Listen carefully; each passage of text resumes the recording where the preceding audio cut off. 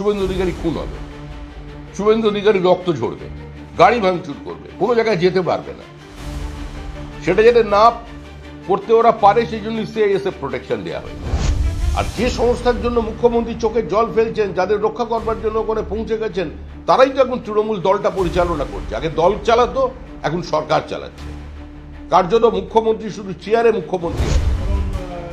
ইডির যা বক্তব্য, ইডি সুপ্রিম কোর্টে বলবে, ইডির মতো করে বলবে। ইডির সঙ্গে বিজেপির কোনো যোগাযোগ নেই। মুখ্যমন্ত্রীর হাতে কোনো ক্ষমতা নেই, মুখ্যমন্ত্রীর হাতে কোনো নিয়ন্ত্রণ নেই। গভর্ন করবার ক্ষমতা আজকে মুখ্যমন্ত্রীর হাত থেকে কেড়ে নেওয়া। তার যে ব্যথা যন্ত্রণায় তিনি সাংবাদিকদের কিছু বলতে চেয়েছিলেন, পুলিশ মুখে মানে একটা বিকৃত আওয়াজ করে আর গাড়ির বনের চাপড়ে যেভাবে কুণাল ঘোষের কণ্ঠস্বরকে বাজেয়াপ্ত করেছিল, আমার মনে হয় তার সঙ্গে সঙ্গতিপূর্ণ ঘটনা হচ্ছে এই মুখ্যমন্ত্রীর সবুজ ভাই। কুণাল ঘোষ একজন প্রতিভাবান সাংবাদিক। কুণাল ঘোষের লেখনী শক্তি নিয়ে আমাদের কোথাও কোনো বক্তব্য নেই, কিন্তু কুণাল ঘোষের সেদিনের কণ্ঠস্বরকে বাজেয়াপ্ত করার যে পদ্ধতি পুলিশকে দিয়ে, আর এখানে পুলিশকে সঙ্গে নিয়ে ফাইল ছিনতাই, এই দুটো ঘটনার সমান। ওই রাত দখলে মানুষের স্বতঃস্ফূর্ত জনপ্লাবন, জনপ্রতিরোধ, প্রতিবাদ দেখেছে। স্বাধীন ভারতের ইতিহাসে খাদ্য আন্দোলনের পরে পশ্চিমবঙ্গে এ ধরনের প্রতিবাদ কোনোদিন মানুষ দেখেনি। এক, সেটা শুধু ওই মেয়েটিকে কেন্দ্র করে ছিল না, সেটা ছিল তৃণমূল যে সার্বিক ব্যবস্থা তৈরি করেছে তার বিরুদ্ধে।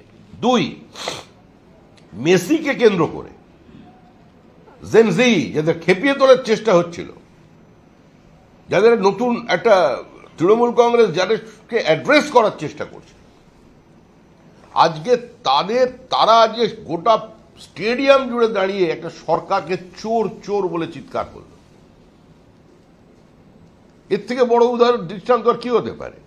পুলিশ মন্ত্রী, পুলিশের সর্বোচ্চ আধিকারিক, যার জন্য তিনি ধর্ণা পর্যন্ত দিয়েছিলেন রাস্তায় বসে, এবং সেই ডিজিকে অন্তত একটা কথা বলার জন্য তাকে ধন্যবাদ জানাচ্ছি, তিনি প্রেস কনফারেন্স করে বলেছিলেন যারা এই টাকা নিয়ে গেল সে তাদের উচিত হচ্ছে টাকাটা দর্শকদের ফেরত দেওয়া উচিত।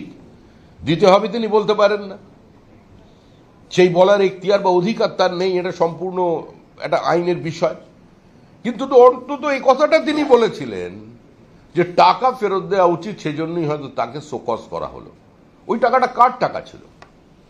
একজনকে গ্রেপ্তার করলেন যিনি অর্গানাইজার ছিলেন, তার কাছে এত টাকা ছিল। কারা টাকা দিল? কোন সংস্থা টাকা দিল? কোন মন্ত্রীর সঙ্গে যোগাযোগ আছে? কোন নেতার যোগাযোগ আছে? মেসি তো বিনা পয়সায় শুধু মুখের কথা এখানে সে নামেননি।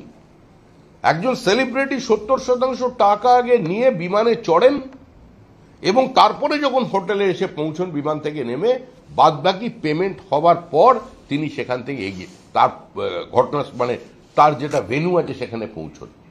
সেখানে মেসির টাকাটা কে পেমেন্ট করেছিল? কোন অ্যাকাউন্ট থেকে টাকা গিয়েছিল? সেটা তো তদন্ত করে দেখা উচিত আগে। এই টাকাগুলো কার টাকা লুট হলো? মানুষের টাকা। 11,000 5,000 টাকা দিয়ে মানুষ টিকিট কিনলো, টিকিট ব্ল্যাক পর্যন্ত হলো বাইরে। মেসিকে দেখার জন্য এত উন্মাদনা।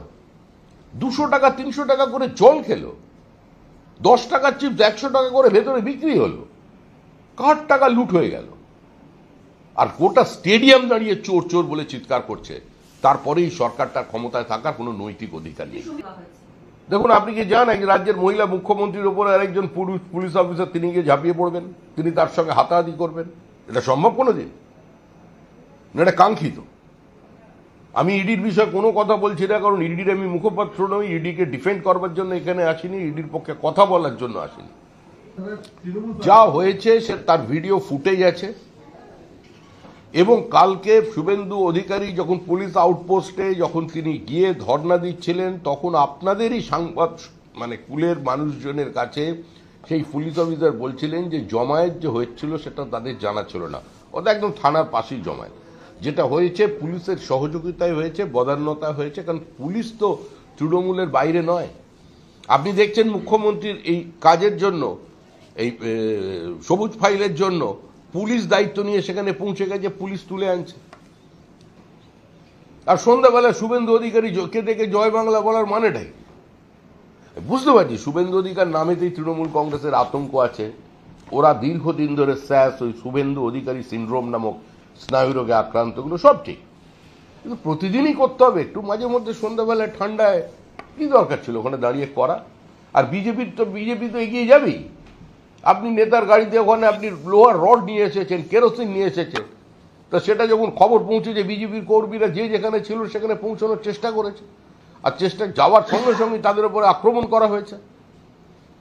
সিআইএসএফ কে বলা হচ্ছে বহিরাগত। সিআইএসএফ যে শুভেন্দু অধিকারীর প্রোটেকশনে আছে, রাগ কেন? মানে সিআইএসএফ যদি সরে যায় ওরা শুভেন্দুকে জ্বালিয়ে মেরে দেবে, এটাই তো উদ্দেশ্য। শুভেন্দু অধিকারী খুন হবে, শুভেন্দু অধিকারী রক্ত ঝরবে, গাড়ি ভাঙচুর করবে, কোনো জায়গায় যেতে পারবে না। সেটা যাতে না করতে ওরা পারে সেই জন্য সিআইএসএফ প্রোটেকশন দেওয়া হয়েছে। বিজেপির কোনো কর্মী বা বিজেপির কোনো সমর্থক এসে একবারও বলেনি যে সিআইএসএফ তাদের উপরে আক্রমণ করেছে বা লাঠিচার্জ করেছে। আমাদের যে 300 কর্মীকে তৃণমূল কংগ্রেস খুন করেছে, আর ভোট পরবর্তী হিংসা 27 দিনে 56 জন বিজেপি কর্মী খুন হয়েছে। তৃণমূলের এত বিজেপি কর্মীদের প্রতি দরদ থাকলে বলুন পুলিশকে ঠিকঠাক করে সহযোগিতা করতে, সিবিআইকে। যারা প্রমাণ লোড করার কাজ করাচ্ছে পুলিশকে দিয়ে, সাক্ষীদের হস্টাইল করাবার কাজ করছে, তারা আবার বিজেপি কর্মী মার খাচ্ছে, এর প্রমাণ কোথায়? ত্রাণ দিতে গিয়ে দেখলেন না খগেন মুর্মুকে কিভাবে আক্রান্ত হলেন? কি করানো যাচ্ছিল? হ্যাঁ, এটা ঠিকই, ওই গ্রামে তৃণমূল কংগ্রেস ভোট পায় না, ওখানে একতরফা ওখানে পঞ্চায়েতে বিজেপির লিড আছে। ইডির যা বক্তব্য ইডি সুপ্রিম কোর্টে বলবে, ইডির মতো করে বলবে, ইডির সঙ্গে বিজেপির কোনো যোগাযোগ নেই। মানে বিজেপি শাসিত অবিজেপি শাসিত কোনো রাজ্যের ব্যাপার নয়, সবাইকে নিয়ে চলে এলে হয়তো। কেন চলে যাচ্ছেন ওরা? নিয়ে আসুন না। কে যেতে বলেছে উড়িষ্যায়? ঘরের ছেলে ঘরে থাকবে, ঘরের ছেলে ঘরের ভাত থাকবে। বলুন না, একবার যান না আপনারা এখানে এসে আমাদের প্রশ্ন না করে একবার যেখানে বাঙালিরা থাকে, যেখানে সংখ্যালঘুরা থাকেন, আমি জায়গা ঠিকানা দিয়ে দিচ্ছি, আমাদের প্রত্যেকের সঙ্গে যোগাযোগ আছে।